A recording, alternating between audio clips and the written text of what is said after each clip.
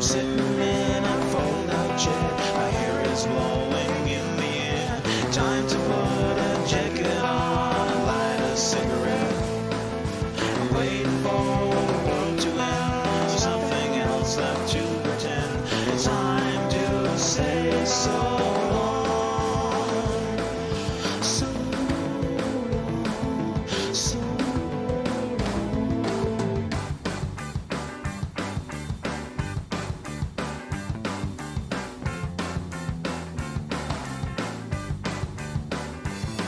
But you left me hanging there. You pretended I was there.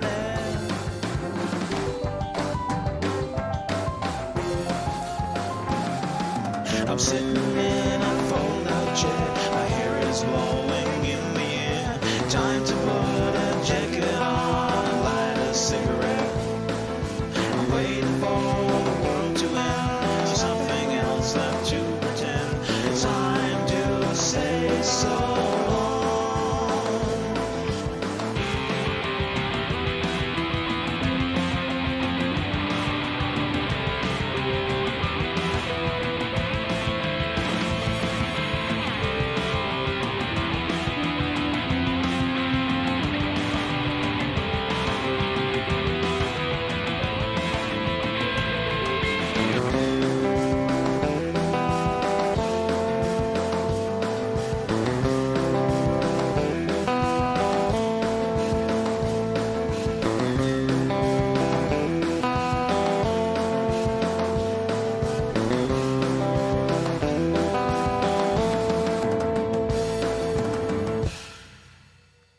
All right, that's a song called Fold Out Chair.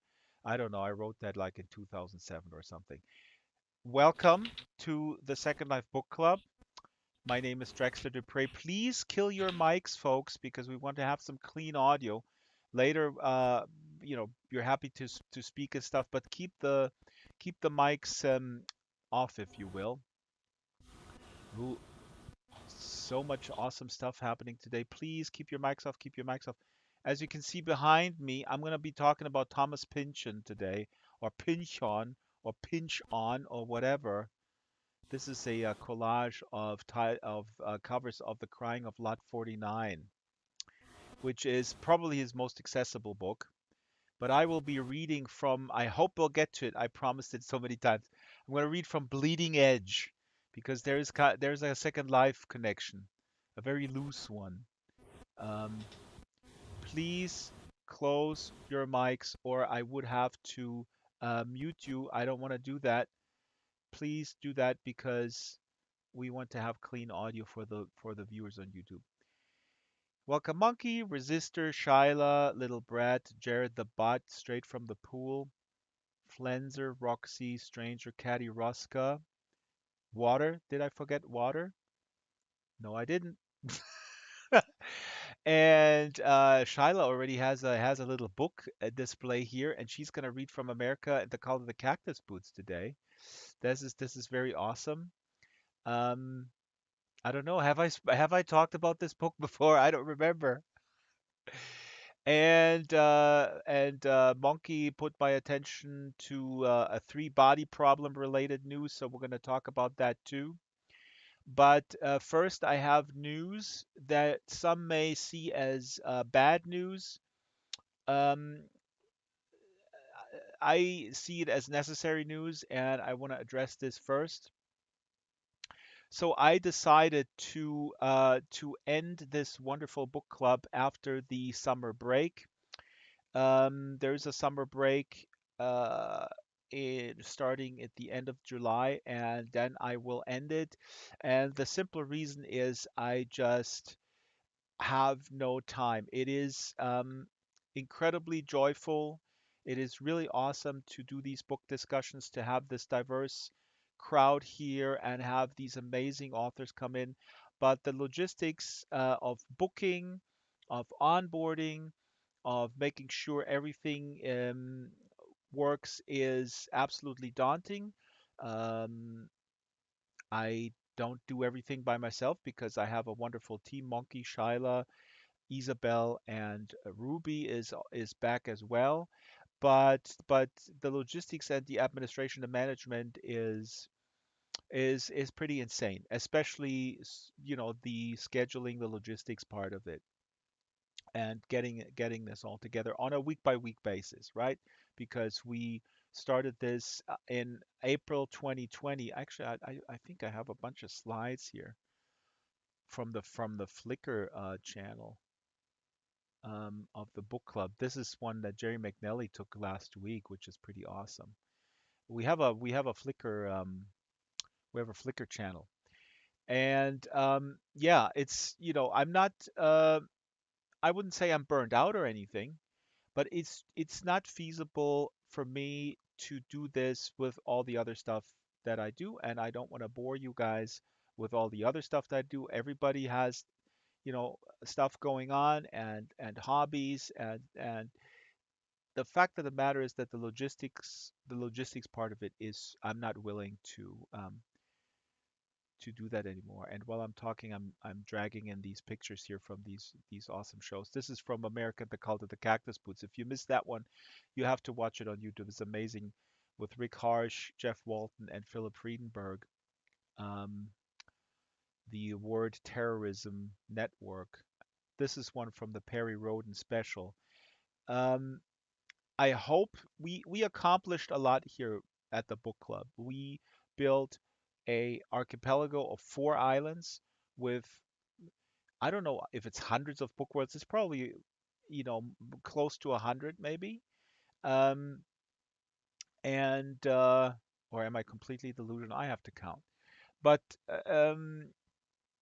yeah, the the worlds remain, the recordings remain, and I do hope that people pick up, I don't know, the mantle or whatever it's called, and um, meet, please ping me. I'll give you access. I'll give you whatever you need, and you can put together your little get-togethers. I would love to have a little bit, the community just take up the mantle. That's what it's called, and continue those kind of discussions. Caddy says, I've been there, Drax, when something starts feeling a bit too much like work. No, Caddy, that's really not it. I mean, for better or for worse, I'm a total workaholic. So I don't want to spend too much time on this discussion. It's just, I'm doing another movie this year. These movies don't do themselves. I'm doing 2 musical albums, and I last year I counted I produced 120 videos. And I'm not saying this to brag, and I'm not saying it's not a competition. This just how this is just how I am wired, and that's great. But to onboard noobs, to be brutally honest, wonderful people, but that is just this is adding another layer. I don't know if people realize that you don't just email an author. I mean, it worked during the pandemic with a few. You did email an author, and they were sitting around and go like, okay, cool, I'll come on this show. So it's very easy, but we're working across time zones, and then it becomes complex, and then there's agents, there's publicists, there are publishing outlets, there are uh, scheduling things. So this is a part that needs to be done, and I enjoy this as a director of videos and a producer of music. I do it all the time. I'm just not willing to do it on top of the other logistic thing. I don't mind this type of work actually. As a self-employed media maker, this is, with marketing, we talk about this often. For some weird reason, I really don't mind that. Some people go like, "Oh my God, I couldn't do that. I want an agent or somebody handle that." And sometimes I go like, "Yeah, it would be nice to have a person to do this kind of stuff." And then I go like, "No, you know what? For better or for worse, I am a little bit of a control freak, uh, and I'm going to do this myself." Uh, so now I wrapped everything into one, like marketing and and logistics, but it's the related the reason why these things are related is that they're not the creative side of things. So I have never been an artist. If I call myself an artist, I've never been one of those artists who go like, "Oh my God, I just want to do my art. I don't want to be touched by the quote unquote real world of marketing and logistics and picking up the phone and getting up at a certain time." No, I yeah, this is thankfully has never been an issue that I reject those types of things. It kind of goes really naturally, and I like that side of the business. Here's a picture of Sergio de la Pava, who is just amazing. He came as an owl. I mean, we did so many amazing. We had so many amazing guests and so eclectic too. This is from the Flickr page where we're standing around a uterus made for the wonderful author Tracy Sorensen from Australia. And I asked her, what kind of venue do you want? And she said, I want to have a giant uterus where we're inside and we're having the show, and the uterus should be crocheted. And I go, okay, that shouldn't be a problem. And I type in crochet uterus on Second Life Marketplace, and boom, there is one. It was small, but it was mod. So we modified it. And the reason is because she wrote she's sorry, this is not out yet, this book, but she's writing a cancer kind of memoir, which is a fascinating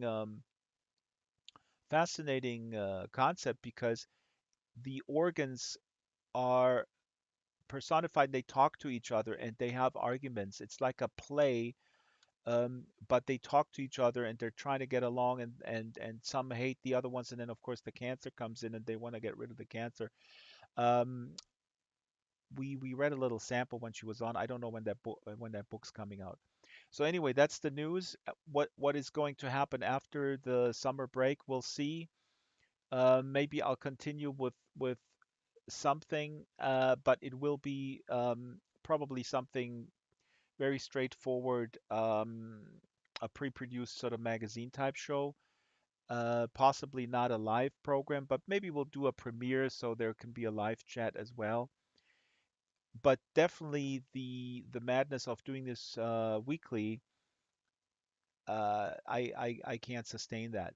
Meaning live or new guests, right? So possibly I don't want to promise anything, but it's possible that because I've done that for my entire life is produce sort of sort of magazine type shows that I can churn something out like a 30-minute format once a week. If it doesn't involve scheduling or booking live guests, I can produce my own segments. It's going to be quite slick if it's happening, but it wouldn't involve dealing with the logistics of a guest of a live guest. There could be readings and other things. And now we actually built a nice little sort of roster of people who do come back. The authors are surely calling to be here for an evening. Now the authors are calling to be here for an evening. I don't know what that means, Resistor. Please clarify. So that's that. Now I want to know from you guys, what are you reading? And then we're going to hear from Shyla. And then we're going to hear about the three body problem. And then I'm going to read Bleeding Edge from Thomas Pynchon. So I want to inform folks that I finally have started on the original Das Kapital by Karl Marx. I'm on page 65. It is absolutely mind-bogglingly awesome. It is not an easy text, okay, but it's completely doable. It's completely readable. It's not as dense as some people make it out to be.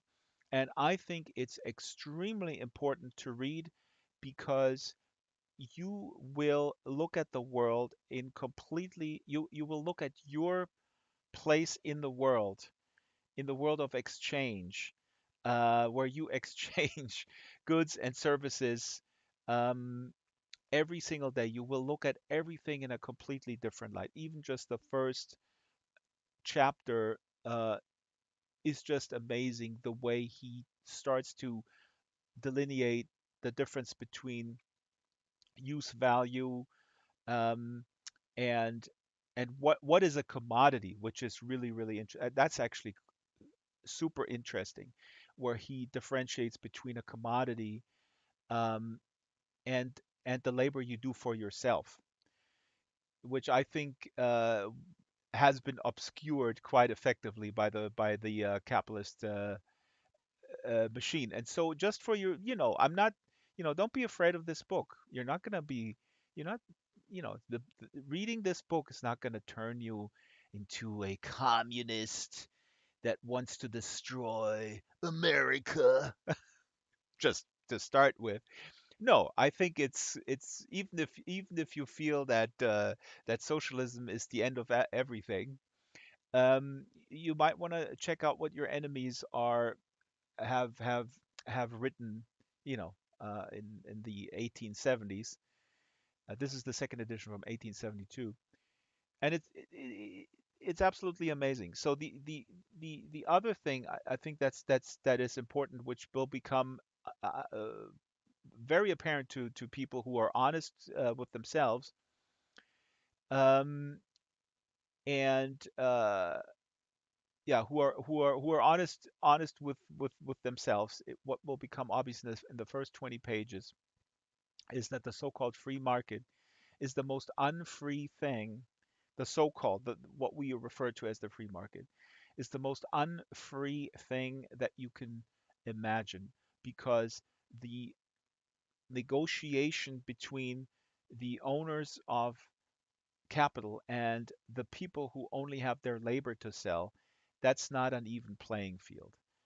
This should be obvious to a third grader, but I have met people who steadfastly believe that there the contract is the contract is holy, and everybody is just free to negotiate, and there are no bad actors, and everybody is completely equal, and that's the free market. Anyway, I'm not going to continue any further with my diatribes here. I just wanted to add one thing, because I'm reading this alongside here with David Harvey. Is a professor, a British teacher, and I think he teaches. I actually don't know where he teaches. He teaches in New York somewhere. And he wrote a companion to Marx's Capital. This is a new one, The Limits to Capital. But the companion to Marx's Capital, and he also has a YouTube lecture which is quite fascinating and free. So if you want to start with that, look up David Harvey and check him out. The other book that I have in the reading pipeline is this one here. This is an amazing book by from Comma Press. It's called Palestine Plus 100. Palestine Plus 100, Stories from a Century After the Nakba. What is the Nakba? This was the expulsion of. Whew, I'm not good with numbers.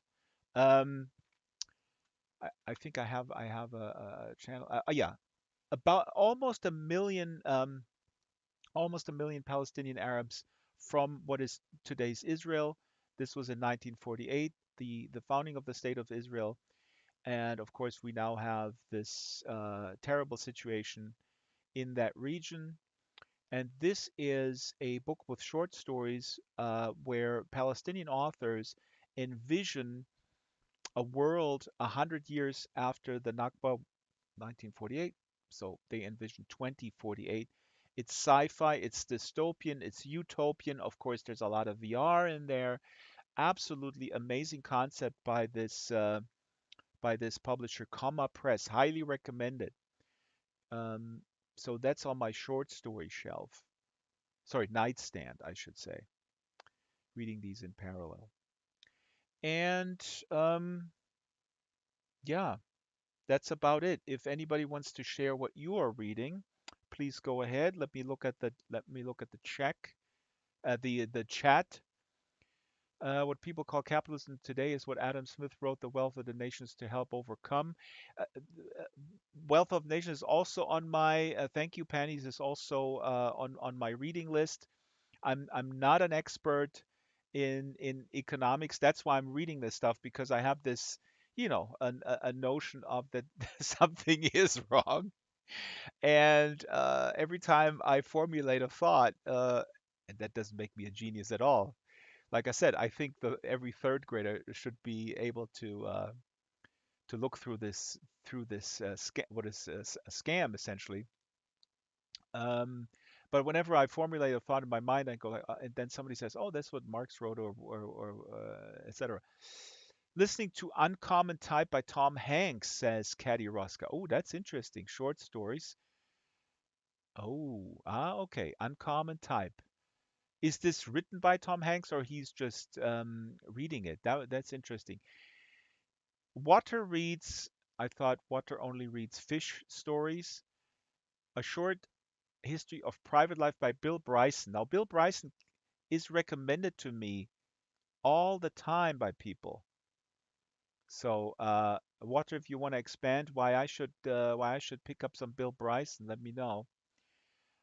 This is written by Tom Hanks. Super interesting. Never heard of it. Awesome. Tom Hanks, one of those celebrities who seems to be a really good guy. They become rarer.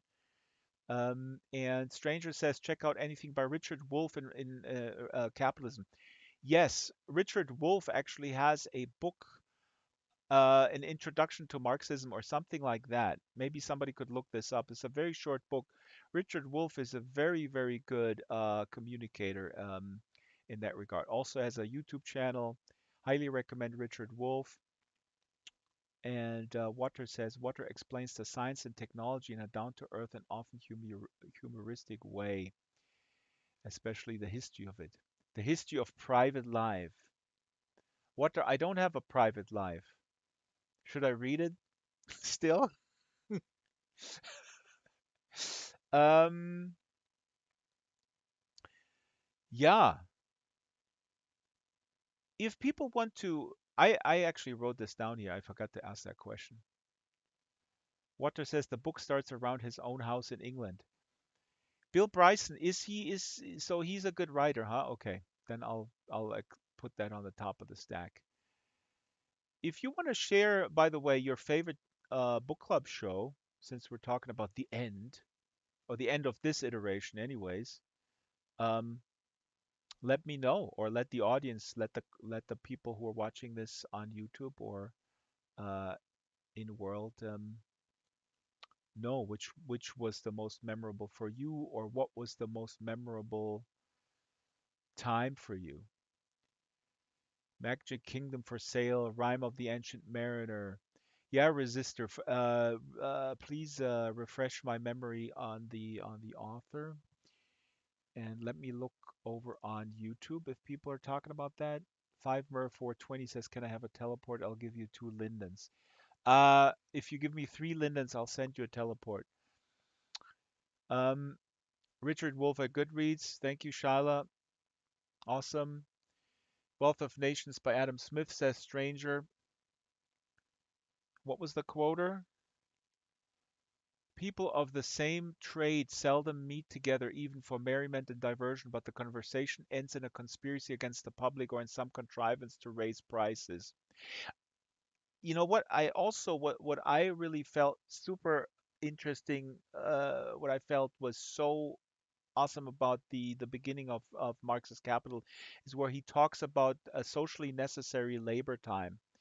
This is a big point in the beginning. Again, I'm only in chapter 2, but this seems to me like his focus is really on, and this I got from David Harvey's Companion, about how commodities and the capitalist system with the focus on commodities, the fetishization of commodities obscures the relationships between producers.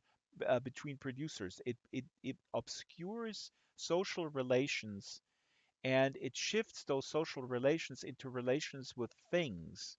Now, again, this is a thought when you think about it, it's like, yeah, this is like really freaking obvious, right? Because uh, I don't know who made this, under what conditions, uh, and that's only partially what he means, but that's an important part. And yeah, with some exceptions of sort of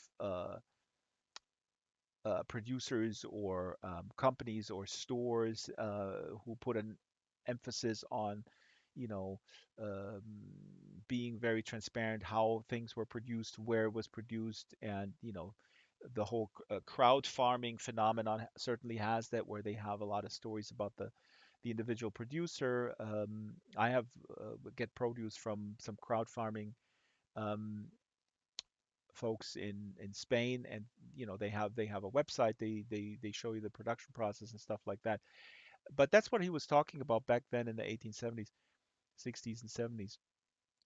Anyway, enough about Marx. Let's do America and the Cult of the Cactus Boots. Let's go back to America, where Marxism is not happening.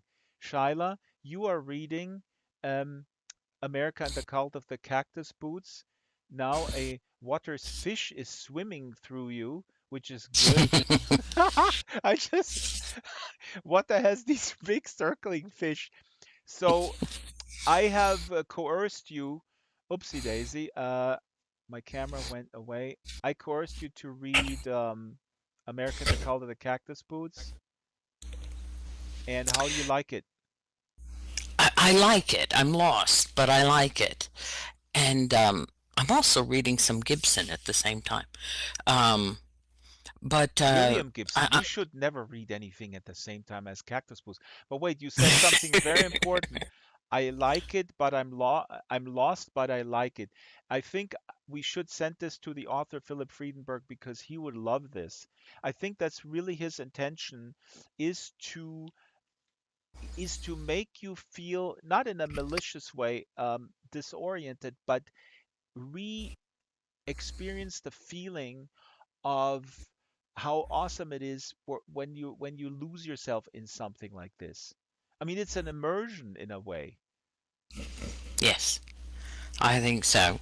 Um, and the I want to read a little bit because it made me smile. A lot of this makes me giggle a little bit, where uh, uh, Philip Friedenberg's mind goes.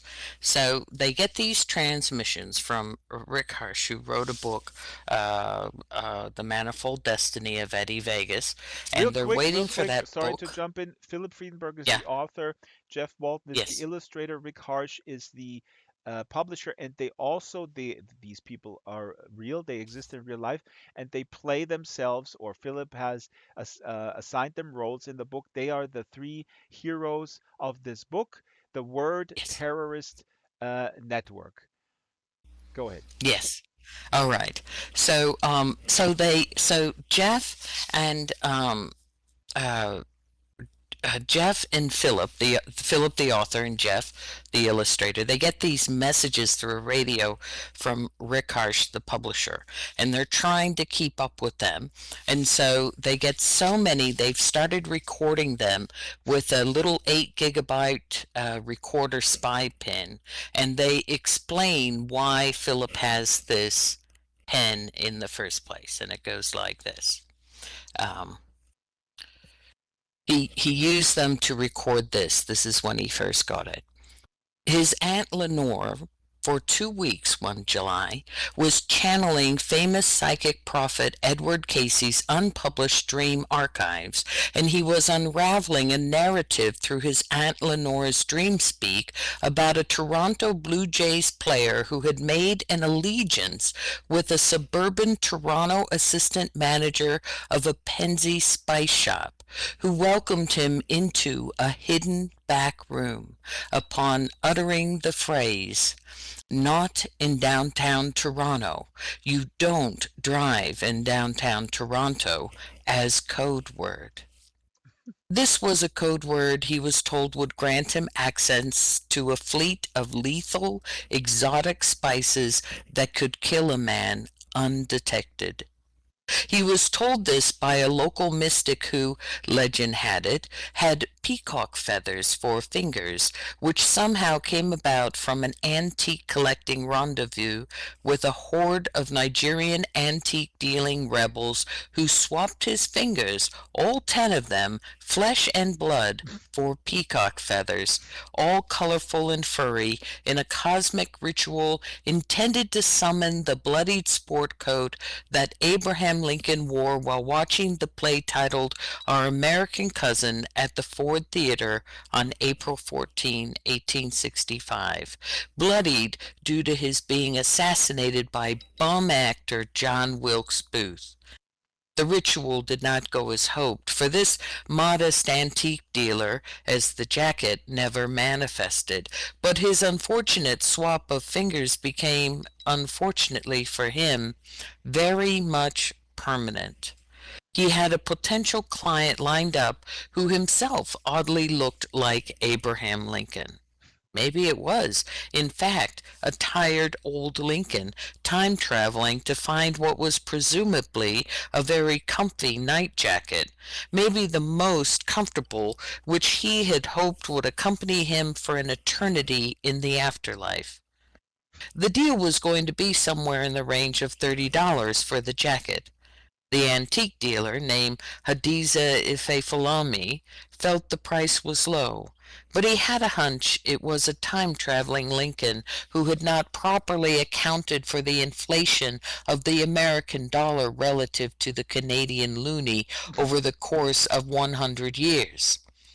More than make the money, the antique dealer always had a burning itch to ask Lincoln if he spent an eternity being haunted by the irony of the fact that just hours before being assassinated, he had signed legislation to create the Secret Service who would serve the function of protecting the president. Hadiza Ifefulami had hoped that the potential deal of sale of the jacket would provide him the opportunity to ask Lincoln his lifelong burning question. It was just a hunch, but indeed possible. Anyway, he ran an antique shop that the unnamed Toronto Blue Jays player frequented in the city, called It's Not New If It's Old Antiques. Uttering the phrase, "Not in downtown Toronto, you don't drive in downtown Toronto," let the manager know you were good to deal in the dark arts of alchemy. And he let you into the back room where he purchased a rare, untraceable spice, undetectable in the human digestive system when consumed, which was actually ancient dried frog venom. It was then going to be the unnamed Toronto Blue Jays player's intention to use the untraceable frog venom to time travel to the moment when a once famous scriptwriter named Alfonso Capozzolini had the idea to write the script Baseball, Baseball, Baseball, which was going to be a conspiracy action film arguing that baseball as a concept was an uninspired overall practical use of a ball and should be removed from the history of human sporting. The unnamed Toronto Blue Jays player held such disdain for this entertainment portrayal of his beloved sport, a craft for which he had spent a lifetime developing great skill, that he intended to kill the scriptwriter using both the utility of time travel and the use of the secretly procured suburban Penzies backroom manager's undetectable frog venom. That's page 74 and 75 of of the book. I love American that. Economy of the Cactus Blues. Unbelievable, Charlotte. This is wonderful reading and a really great excerpt. I'm so glad that you decided to read this. A big round of applause for Shyla. I mean, this is amazing. And let me just say, so Shyla, this is such a perfect. Here, I threw up a little picture. This is illustrator Jeff Walton here in world at the show, hanging or floating in front of a bunch of Polaroids with his illustrations. The book has a lot of illustrations. I put the link in the YouTube description. And Shala, this is such a such an awesome excerpt because all these little vignettes of like these weird the backstories of some of these protagonists are just so wacky And there is a plot. There's a dystopian future scenario. This is obviously a Trump a reference, although it can be applicable to any number of authoritarian scenarios. But it's just a crazy ride, and it's a wonderful example of an amazing important work where you don't have to, or you should retrain or recondition yourself, I think, to not have to understand absolutely everything at all times. And I think that's what we're sort of conditioned to in from school and stuff like that. And Philip Friedenberg really plays with this. I highly recommend, if you haven't seen the book club show where when they were our guests, all three of them, Rick Harsh, Philip Friedenberg, Jeff Walton. Watch it on YouTube. It's quite amazing. I mean, there's so many different aspects to this, and I got in about like 20% of the stuff that I wanted to ask them. But they're wonderful conversationalists, and yeah. Fi- Have you read the backwards portion yet, Shyla? There's a portion where he has word fever and he reads back. Everything is backwards. No, I haven't gotten there. I've got the first mention of the ironing competitions, but not the Oh, details. competitive ironing competition. Yeah, yeah, yeah. Yes. Very important. Yeah. Yeah, so no, but I really like it. So I'm getting I'll be at 100 pages tomorrow. I'm just it's a big book which is very intimidating for me, Yeah. and so I know we talked about it, and I'm reading 10 pages a day. I've set up my time that after I eat lunch, I read. And I read my 10 pages, and that works pretty well. Every now and then something comes up during lunch, but for the most part, I get in my 10 pages a day.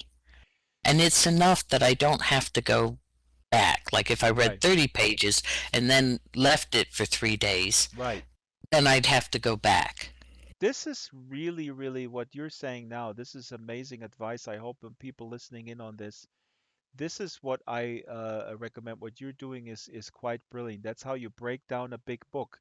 You do it in very small chunks, in reasonable chunks that are available to you. If you have an office job or whatever, or you drive the bus and you only have 15 minutes, you can read 15 minutes every day, and you keep it steady and you keep it sort of organized like that, and that will make you feel good that you have that thing, and you look forward to it, whatever number of pages it is.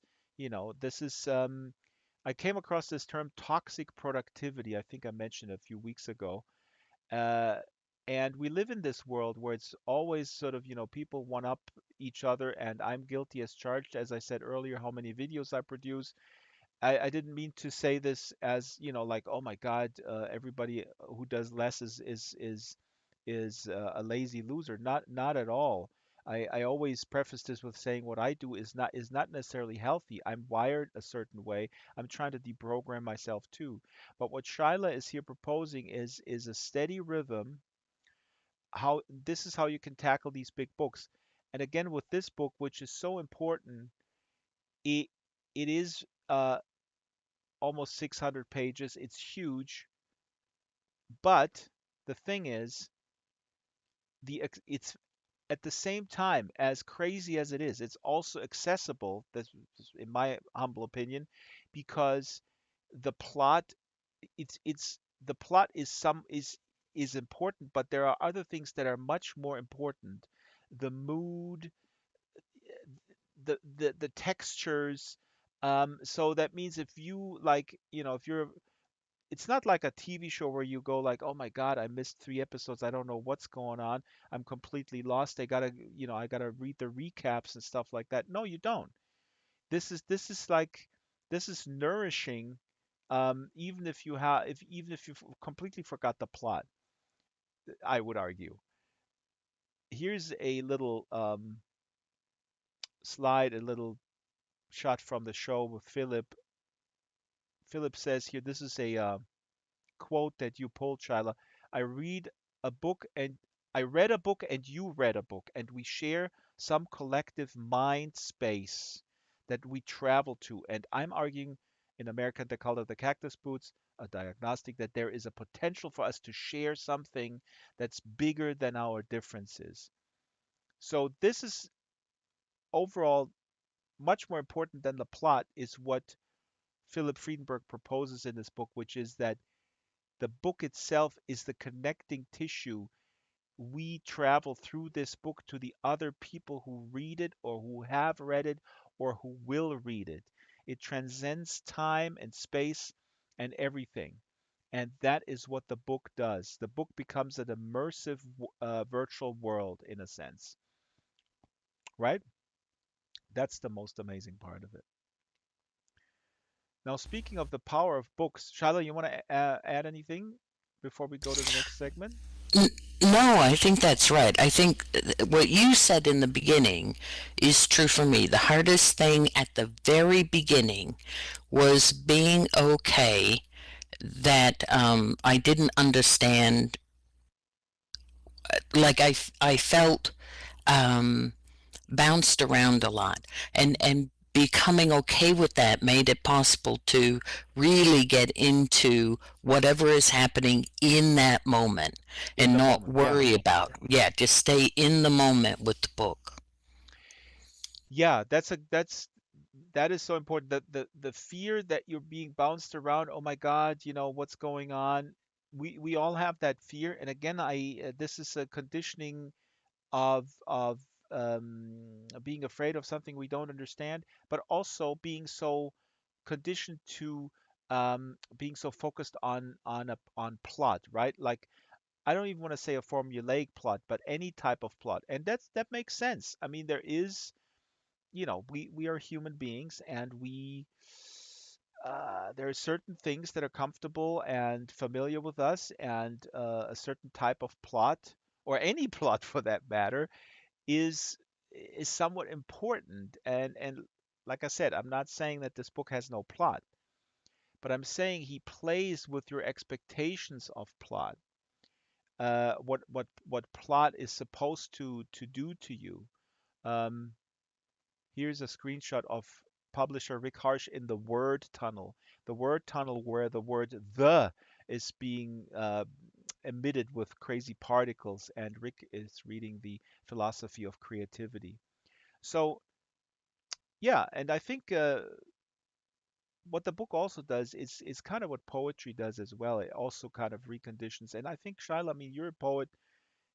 People always say they're afraid of poetry or they don't read poetry. I mean, I hear that all the time. And when you probe a little deeper, it's also what comes out is like, oh, I don't understand what's going on. The metaphoric language and these kind of these the the devices that poetry uses. It's too abstract, I guess, for most people, or for the general reader who has not been introduced to poetry in a way that they feel like this is something for me. I mean, this is kind of what I get when I talk to people about that. And the book is similar like that. Yeah. I think I'm just going to put this out there, but I think with poetry too, there are poets I really, really like and I read. And I sometimes think the way poetry is presented is very, in school you have to read these specific things, and if they don't, um, if they're hard to identify with as a reader, Hmm. then it's hard to get into. But I think what's missed is there is so much poetry and so many poets that like reading. I think you're bound to, if you really get into it and start looking around, to find poets that are really identifiable Yep. and really speak to you in this very um, well, touching or funny or whatever genre of poetry they're doing. Absolutely, because yeah, absolutely, there is a huge. I mean, this is not one monolith. I mean, this is just like with writing. There is everything under the sun out there.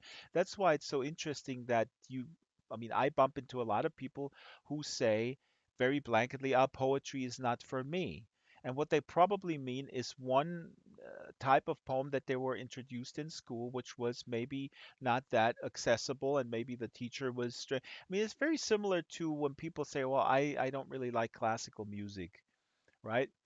Um, I guess, I mean, I see a little similarity there. It really depends how this is being introduced. And there is a certain elitism around these genres or forms of expression as well, not by the practitioners, but by the consumers, if you will, who feel like, oh, I read poetry and I go to classical concerts, and by that sort of cliche that's sort of perpetuated a little bit here and there. I think that that sends a message where people go like, okay, if it's for these guys, then it's not for me, right? So now going from immersive worlds. Okay, so here's a first, and I have to blame Monkey for that. We got to go through this quickly, not in a rushed way, but because I want to read from Bleeding Edge. The three body problem. I've been on about the three body problem almost as much as I've been on about the American called it the Cactus Boots, the three body problem by Xi Jing Liu. It's absolutely amazing. It's a trilogy. It's sometimes called the Earth. God, now I forgot what they call the trilogy. But it's these three books. Maybe somebody refresh my memory. Um, Remembrance of Earth Past. That's right. Three Body Problem, The Dark Forest, Death's End. Absolutely epic sci-fi, absolutely cult, huge. Netflix is developing a series I couldn't care less, although friend of our show, Ken Liu, and translator of book one and three, is attached as a consultant. Um, but even more so, as I'm ideologically opposed to watch movies or series made after books that I like because I feel it's very restrictive for the initial ideas or worlds that form in my head. I'm going to reject this Netflix thing that's going to come out at some point in the next few years because it's, it's Hollywood and it's two white guys producing or running a show about something that is very, very specifically Chinese. It's really situated in that culture. Yes, it's a global it's a story where the world is impacted, or our world, the Earth. It's a first contact story. It's a threat from outer space, but it's really situated in Chinese history and Chinese culture, and it's extremely important for this story. So I'm rejecting the Netflix production, of course.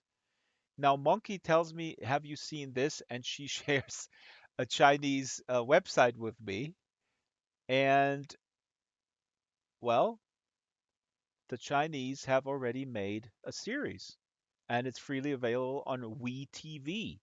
I think the first 8 episodes are free, and then I haven't ventured that far, but it looks really amazing. It looks to me, from the visual aesthetic, very much like my favorite television show, the last television show that I watched, Lost. That was my first feeling. Here's another still image. This is one of the protagonists playing the VR game, the three body VR game. And I think we have to do this. We have to watch the trailer. So, folks here in world, the trailer is in Chinese. It's 2 minutes long, and I'm going to play this live on the on. Oh no, I just realized I haven't set this up. Oh boy, I knew I forgot something. Oh boy. Okay. Uh, we'll have to skip this till next time. Um, Unless I could do some magic real quick while I'm moderating this. But maybe Monkey can put the link in there. Anyways, I am completely thrilled about this Chinese production. It looks really good. and I might break the promise to myself um, to never watch a visual media depiction production of a book that I enjoy. Just throwing this out there. Um, if you, how do you guys feel about this in general? Can you watch something? Can you watch a movie version of a book that you enjoyed? Let me know in the comments. And you know what? I can actually should we throw to commercial real quick? Water says it changes the pictures in my head. That's my point, Water. A stranger, yes, these are different art forms, absolutely. But how about this? You create a world in your head, and even the best director will have his version. And what does it do to the version that you created in your head? That you're filling in the colors and the textures. So I'm not so sure about that because it doesn't it not limit the world that you created in your head, even if it's your favorite director? The world that you inhabit with the people that you envision. Once a film is made, just the actors alone, they now have the faces of the people that you create in your own mind. So, oh, I just realized that Penny has a little ape here. Very cute. A monkey. So, yeah, I'm really not talking about, production choices, specific production choices, or something that is considered good or a good director versus a bad director. That's really not what I'm talking about. I'm talking much more generally about um, having your own world that you create in your head being limited by a vision of somebody else. And again, that other person can be extremely talented, the master, right? Shyla says, I think what upsets most is that sometimes the ending is different from the book. It can really upset me sometimes, especially when a realistic ending is replaced with a happy one. Well, those are the commercial reasons. I mean, the commercial, that's another side of it. Water says, in a book of awesome length, maybe 12 hours of reading versus maybe two maximum listening and watching in a film. That's a good point, Water. And then what are you doing with the rest of the time, right? You're watching your fish go in circles. You want to fill the time, and then the movie's only 2 hours, and your fish swim in circles. Okay, I apologize. I don't know where Monkey is because Monkey has that link to the three body problem. I apologize. We'll do this next week. I promise. Um, I forgot to put the trailer in here. I have it on the machine, but I haven't linked it up in OBS. Um, Stranger talking about Hollywood happy endings. Absolutely. That's forced upon the director, absolutely, for commercial reasons. But again, that's a thing that is problematic on top of I'm talking much more basic. I'm talking about the world that's in your head. Okay, I guess nobody feels like that other than me. Now, let's move on for the rest of the show to Thomas Pynchon or Thomas Pynchon. Thomas Pynchon or Thomas Ruggles Pynchon Jr. is, in my humble opinion, one of the five most important living American writers. Born in 1937, he is active till now. He's very reclusive. This is really one of the only pictures. There was a picture somewhere in some tabloid from a few years ago when he went to the voting booth. But anyway, Thomas Pynchon is known for Gravity's Rainbow. He won a National Book Award 1973. The Pulitzer was not given out that year um, because people were like really pissed off that Thomas Pynchon won this. Thomas Pynchon's books are absolutely amazing. often described as a guy who can mix low and high culture. He's very adept in popular culture. He's been on The Simpsons several times, and there was one story that I wasn't aware of. Here's a little thing from The Simpsons. I think I have a slide. Let me see. Um, he was given the script of his character, and here he is as a Simpsons character with a paper bag over his head because nobody, he puts a premium on privacy, which is really cool, and he was able to pull that off. Again, there's really this only this one picture um, that we just saw from Wikipedia. But he rewrote some of the lines about Homer because the writer sent that over and he said, Homer's my guy. I'm not going to talk bad about Homer as my character. Anyways, Thomas Pynchon writes amazing, complex books, and the commonality maybe is that there are a lot of big conspiracies happening. Water says, read 150 pages from Gravity's Rainbow was highly entertaining. Then the library wanted it back, and I lost track of it. Water, come on! I'm gonna read Gravity's Rainbow over the summer. We can do it together. I'll contact you and your mom, and we'll all read it together because that is already planned for the summer. I gotta do it this year because it's the 50th anniversary of Gravity's Rainbow. Anyway, Gravity's Rainbow. Here's a little teaser. It plays at the end of World War II, and the main protagonist, whenever he has an erection, a bomb, the Germans launch a bomb, and he finds that his sexual arousal coincides with attacks by the Germans. Okay, that's my little teaser. Uh, 800 pages or something, I don't know. But anyway, if you want to start with Pynchon, um, yeah, people always say it's a struggle, but I think I don't buy these things with the struggle because people talk about American they called it the cactus boots as a struggle, but you break stuff down, and again you accept the fact that you don't understand everything on the first read. You don't have to. But if you think this is a struggle, with the erection coinciding with the V2s, um, then you start with this Pynchon book, The Crying of Lot 49, which is a conspiracy about a parallel post office, a secret post office that is delivering secret messages, and it's been in existence. Actually, comes also from Germany by the Turno-Taxis monarchy. Really wacky, 150 pages. Um, really cool. Pynchon himself didn't like it that much, but I'm going to read from something today. Um, Stranger says Cactus Boots is written in normal English, Gravity's Rainbow is not. Okay, I'll report back to you, Stranger. I'm really looking forward to diving into it. I read Pinch's first book, V. I loved it.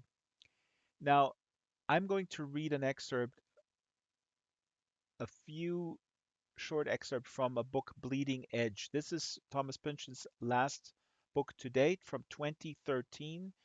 Absolutely amazing, quite accessible. It has a virtual world in it, and it takes place in the spring of 2001, before the terrorist attacks of 9/11. And of course, you know that they're going to happen, so they're looming large in the background while the plot is unfolding. It has everything in there. An amazing hero, a Jewish woman who is a fraud investigator, and her very Jewish parents who are amazing, and her two kids, and she's drawn into this conspiracy. She is being dealt a tape or a DVD where she sees snipers on a roof who are kind of practicing to shoot down an airplane. Again, this is happening in the spring of 2001. It's absolutely amazing. Then 9/11 happens about two-thirds into the book, and then it plays out further, and it just never ceases to amaze. So it is also, of course, about the tech industry because this is when the first tech bubble burst, and so this whole milieu in New York City is all these people who were funded by, venture capital money, and then the tech bubble burst, and all these startups, they're all gone, and people are just running around going like, What am I going to do now?" Except for these two guys who are developing this virtual world called Deep Archer or Departure, right? And so I read the English version of the original, and then so I got to read this in German. I bought the German book. Here's the German book. And now here's the crazy thing. I turn the book around, and there's the promotional blurb on the back, and it says, I'm translating, Manhattan shortly before and after 9/11. The dot-com bubble is has um,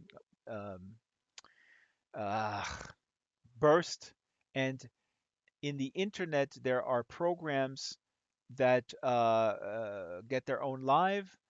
For example, Deep Archer, an improved version of Second Life, where everything seems to be possible. Can you believe it? I'm getting this German version. There's no mention in the original version on the paperback about any of Second Life, but anybody who reads this goes like, okay, this has got to be this.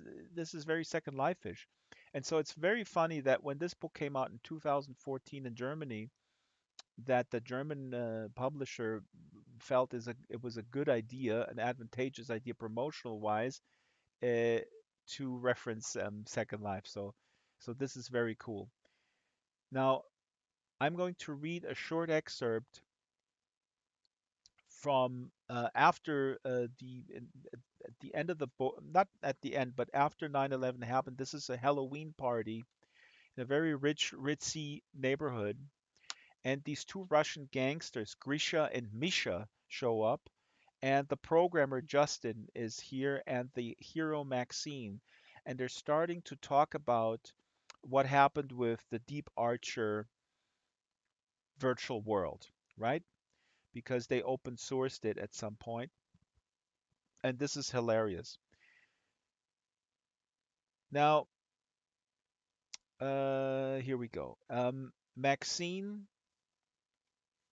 is the hero, and she's here together with Misha and Grisha. Again, these are two Russian gangsters. They're referred as tornadoes. Um, and let's see here. Justin says, "Oh yeah, oh, you are Justin of Deep Archer." Grisha amplifies. "You guys have been down there? Since how long?" Justin, not alarmed so much as just curious. Since 11 September, maybe? How do you like my Russian accent? Before then was much harder to hack in. Then suddenly day of attack, it gets easier. Later gets impossible again. Huh, but you're still getting in. Oh, we can't stay away. Always some new story, new graphics, different each time. Everything evolving, Misha says. Tell us, Justin, did you design it that way? To evolve? Justin looked surprised. No, it was only supposed to be the one thing, like timeless, a refuge, history free, is what Lucas and I were hoping for. Now, you guys are seeing what? Ugh, politics, markets, expeditions, ass kicking. Not gamer scenarios, you understand? Down there we cannot be gamers. We must be travelers. A good enough basis to exchange business cards. And just before moving on to further shenanigans, Misha and Grisha draw Maxine aside. Deep Archer, you know it too. You've been there? Nothing to lose. See, I mean, it's only like code. No, Maxine, no. With what could be either naive faith or raving insanity. It's a real place. It is asylum. No matter, you can be poorest, no home, lowest of jailbirds, condemned to die. Death. Deep Archer will always take you in and keep you safe. Anyway, I don't know. This is just, I love this little excerpt. There's so much going on in the book, and it really, I think I said to someone like it's, or did I say this here? That Bleeding Edge is like Ready Player One and Snow Crash, as if it was written by a person who can really write.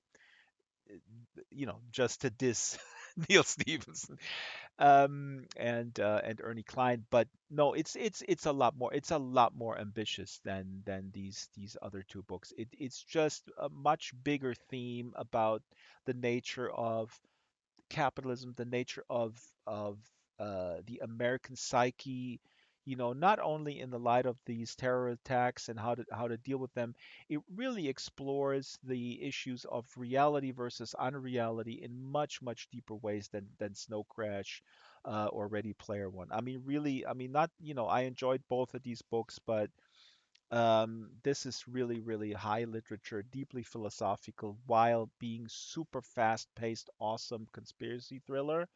The other two aforementioned books they just can't compete.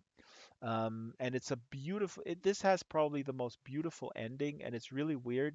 I don't know, Stranger, who is a Pynchon fan here, Stranger Nightfire. I don't know if you've read this one, because we also know that Mr. Pynchon is not necessarily, I don't know, gives you any solace that the world is getting better or anything.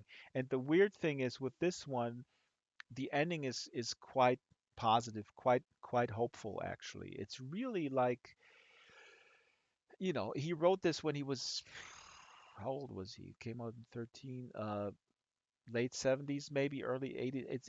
It's remarkable how kind of hip this book is too, to kind of what's happening in that tech world, but also how he understands the young generation. I mean, the hero is probably, I don't know, in her 40s, but her kids play a hugely important role.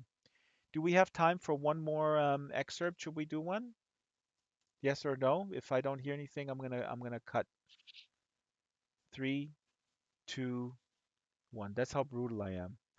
Everybody's asleep except for Shyla. Okay, Shyla, because you and Pynchon mastermind stranger. So here I'm going to read you guys the first encounter of Maxine, the hero, with this program Deep Archer. She's in her kids are in a super fancy schmancy New York City school, the Otto Kugelblitz school. And for the Pynchon fans, I mean, the backstory of who Otto Kugelblitz was, I mean, he creates these backstories of the most small characters. So Otto Kugelblitz was somebody in the circle of Freud, and then he was expelled from that circle. I've already forgot why. He came to America and he made it big as a psychotherapist, and then the foundation created that school. So, anyways, and she meets these transplants. She's a New Yorker, and she meets these transplants from California. They're startup guys, and they come to New York, and they're being funded. Justin and Lucas, and the wife of Justin, Verva, invites her to her home, and she brings her son, Otis, who is friends with her daughter. And here it goes. Maxine finally gets over to Verva's one evening to have a look at the widely coveted yet ill-defined departure application, bringing along Otis, who disappears immediately with Fiona into her room, where along with the Beanie Baby overpop, she keeps a Melanie's Mall, with which Otis has become strangely intrigued. Melanie herself is a half-scale Barbie with a gold credit card she uses for clothes, makeup, hairstyling, and other necessities, though the secret identity Otis and Fiona have given her is a bit darker and requires some quick costume changes.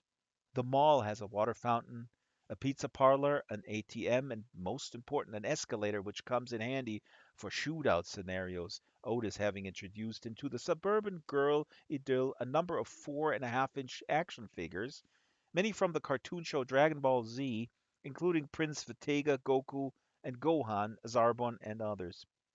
Scenarios tend to center on violent assault, terrorist shoplifting sprees, and yup discombobulation.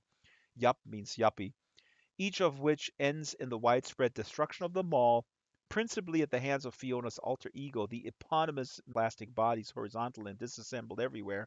Otis and Fiona kiss off each episode by high fiving and singing the tag from Melanie's mall commercial, "It's cool at the mall."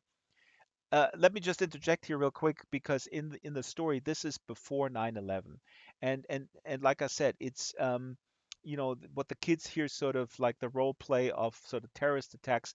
That's kind of in the air, and he plays with that. And what is also, of course, interesting, see now I'm analyzing these little extras, and I don't keep going.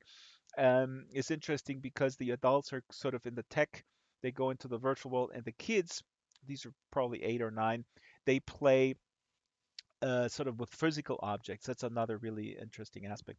Anyway, Justin's partner Lucas, who lives down in Tribeca, shows up a little late this evening, having been chasing his dealer through half of Brooklyn in search of some currently notorious weed known as train wreck. Wearing a green glow in the dark t shirt reading UTSL, which Maxine at first takes for an anagram of lust or possibly slut, but later learns it's Unix for use the source, Luke. We don't know what Werver's told you about Deep Archer, says Justin. It's still in beta, so don't be surprised. Some awkwardness now and then. I should warn you, I'm not too good at these things, Maxine says. Drives my kids crazy. We play Super Mario and the little Goombas jump up and stomp on me. It's not a game, Lucas instructs her. Though it does have forerunners in the gaming area, footnotes Justin, like the mud clones that started to come online back in the 80s, which were mostly text. Lucas and I came of age into VRML, realized we could have the graphics we wanted, so that's what we did, or Lucas did. It's only the framing material, Lucas demurely. Obvious influences Neo Tokyo from Akira, Ghost in the Shell, Metal Gear Solid by Hideo Kojima, or as he's known around my crib, God. The further in you go, as you get past along one node to the next, the visuals you think you're seeing are being contributed by users all over the world, all for free. Hacker ethic. Each one doing their piece of it, then just vanishing uncredited, adding to the veils of illusion. You know what an avatar is, right? Sure, Maxine says. I had a prescription once, but they always made me a little, I don't know, nauseous. In virtual reality, Lucas begins to explain, it's a 3D image you use to represent yourself. Yeah, yeah, yeah.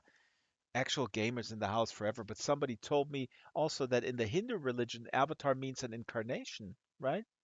So I keep wondering when you pass from this side to this of the screen into the virtual reality, is that like dying and being reincarnated? See what I'm saying? Uh, it's code, Justin, a little bewildered. Just keep the thought. Couple of geeks up all night on cold pizza and warm jolt wrote this.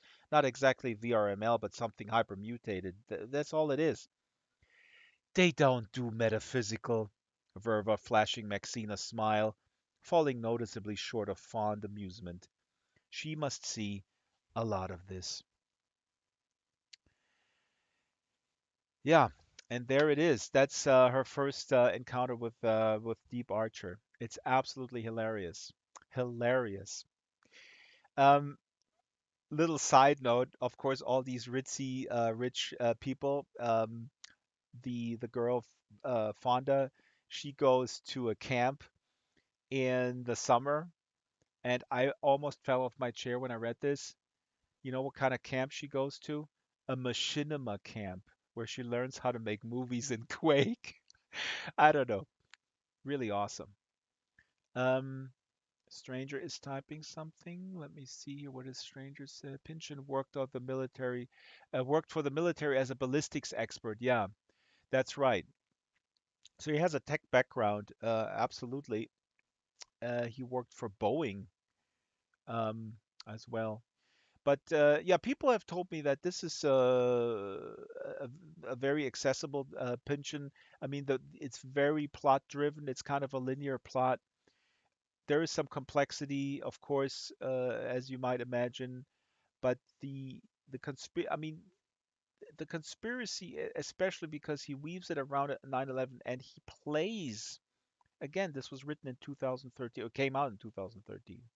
So what he very effectively does is to play with. I mean, the big question really is what is real and what is fake.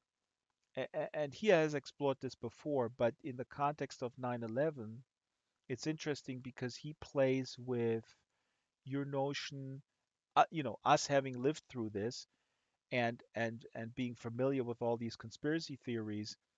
around 9/11, he plays with those, and he is just so effective in weaving in actual facts of, American CIA involvement in Latin America and all sorts of things. And then when this DVD comes out, and the Montauk Project with time travel plays a little role in there as well. You can look that up.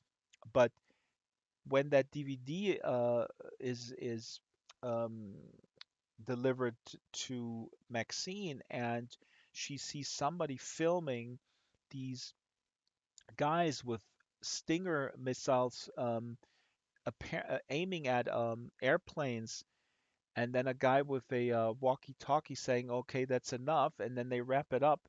It's just, hey boy, it's good.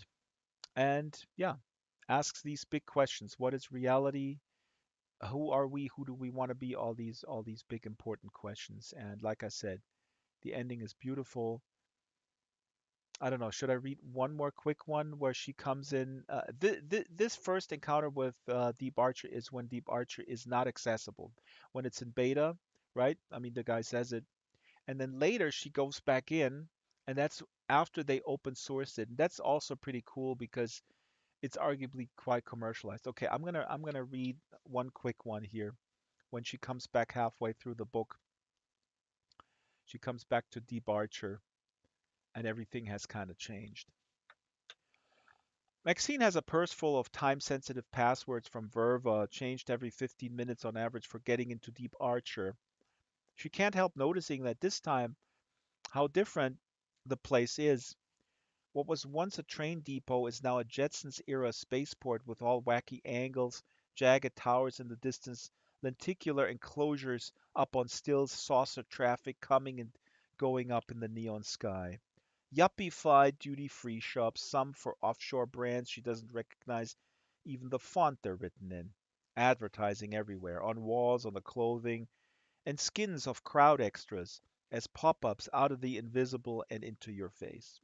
She wonders if, sure enough, here they are lurking around the entrance to a Starbucks, a pair of cyberflaneurs who turn out to be Eric's ad business acquaintances, Promo Man and Sandwich Girl, as she met them before. Nice place to hang out, says Sandwich Girl. Not to mention do business, adds Promo Man. Joints jumping. A lot of these folks who look like only virtual background, they're real users. Really? But there's supposed to be all kinds of deep encryption. Ah, there's also the back door. You didn't know about that? Since when? Weeks? Months? So, that 11 September window of vulnerability Lucas and Justin were so worried about for good reason apparently has allowed not only unwelcome guests to sneak in, but somebody, Gabriel Ice, that's the big bad tech guy, the feds, Fed sympathizers, other forces unknown who've had their eye on the site to install a backdoor also. And easy as that. There goes the neighborhood. She clicks away, reaching at length a strange, creepy nimbus like a follow spot in a club where you know you'll get sick before the evening ends. Has a moment of doubt, ignores it, clicks on into the heart of the nauseous blear of light, and then everything for a while goes black, blacker than anything she's seen on a screen before. When the picture returns, she seems to be traveling in a deep space vehicle. There's a menu for choosing among views, and switching briefly to an exterior shot, she discovers it's not a single vehicle but more like a convoy, not quite simply connected spaceships of different ages and sizes moving along through an extended forever. Inside, Maxine finds corridors of glimmering space age composite, long as boulevards, soaring interior distances, sculptured shadows, traffic through upwardly thickening twilight, pedestrians crossing bridges, airborne vehicles for passengers and for cargo busily glittering. Only code, she reminds herself. But who of all these faceless and uncredited could have written it, and why? Popping up in midair, a paging window appears requesting her presence on the bridge with a set of directions. Somebody must have seen her log in. On the bridge, she finds empty liquor bottles and used syringes. The captain's chair is a lazy boy recliner of distant vintage, hideous beige and covered with cigarette burns. There are inexpensive posters of Denise Richards and Tia Career scotch taped to the bulkheads. Some sort of hip hop mix is coming from hidden speakers. At the moment, Nate Dogg and Warren G doing the huge mid 90s West Coast hits Regulate. Personnel come and go on various errands, but the pace is not what you'd call brisk. Welcome to the bridge, Miss Leffler. A loudish youth, unshaven in cargo shorts and a stained, more cowbell t shirt. There's a shift in the ambience. The music segs to the theme of Deus Ex. The lights dim. The space is tidied by invisible cyber elves. So where is everybody? The captain, the exec, the science officer? Raising one eyebrow and fingering the tops of his ears as if testing for pointiness. Sorry, prime directive, no fucking officers. Gesturing her over to the forward observation windows. The grandeur of space. Dig it? Zillions of stars. Each one gets its own pixel. Awesome. Maybe, but it's code is all it is. An antenna swivels. Lucas, is that you? Busted! The screen filling for a moment with psychedelic iTunes visualizer patterns. So you're in here dealing with what? Backdoor issues? Not exactly. They tell me it's wide open these days. Downside of being proprietary always guarantees a backdoor sooner or later. And you're all right with this? How about Justin? We're good. In fact, we were never comfortable with that old model anyway. Old model? Which must mean some big news, let me guess. Yep, we finally decided to go open source. Just sent the tarball out. Meaning anybody with the patience to get through it, they want it, they got it. There's already a Linux translation on the way, which should bring the amateurs in droves. So, the big bucks? No longer an option. Maybe never was. Justin and me will have to keep on being working stiffs for a while. She watches the unfolding flow of Starscape. Kabbalistic vessels smashed at the creation into all these bright drops of light rushing out from the singular point that gave them birth, known elsewhere as the expanding universe. What would happen if I started to click on some of these pixels here? You could get lucky. It's nothing we wrote. There could be links to somewhere else. You could also spend your life drowsing the void and never getting much of anywhere. And this ship? It isn't on the way to Deep Archer, is it? More like out on an expedition, exploring. When the earliest Vikings started moving into the northern oceans, there's one story about finding this huge fucking opening at the top of the world, this deep whirlpool that take you down and in like a black hole, no way to escape. These days, you look at the surface web, all that yakking, all the goods for sale, the spammers and spielers and idle fingers, all in the same desperate scramble they like to call an economy. Meantime, down here, sooner or later, someplace deep, there has to be a horizon between coded and codeless. An abyss. That's what you're looking for? Some of us are. Avatars don't do wistful, but Maxine catches something. Others are trying to avoid it. Depends what you're into. Anyways, and then the conspiracy continues. Just really awesome. This is shortly after terrorist attacks and the way he sets up the sort of look of the bridge is pretty cool. I took a little bit out of context, but you'll see. I mean, the way he you know plays his character, as they say. All right, I gotta wrap it. Oh God, I gotta go with the dog. So next week we have a really amazing show. Actually, let me just put this up. Um, Friend of the show is Zelda Knight, who edited a anthology called Africa Risen. Africa Risen is out now, and it's already NPR Book of the Year or something like that, or top 10. It's really making the rounds. This is an anthology of short stories from Africans in Africa or in the diaspora. Really wide array of amazing writers. I hope I'll see you guys there, and I'm going to cut to commercial or to out. Thanks for coming, Monkey, Water, Shyla, the Resistor, Pela. Jared is here in the back. Little Brett, Panny, Antu. Oh, Antu here. Antu is hiding behind Panny. Flenza, Roxy, Bixel, Stranger and Caddy, and I don't know, maybe Monkey is AFK, but it would be awesome if you could put the link to the Three Body Problem trailer.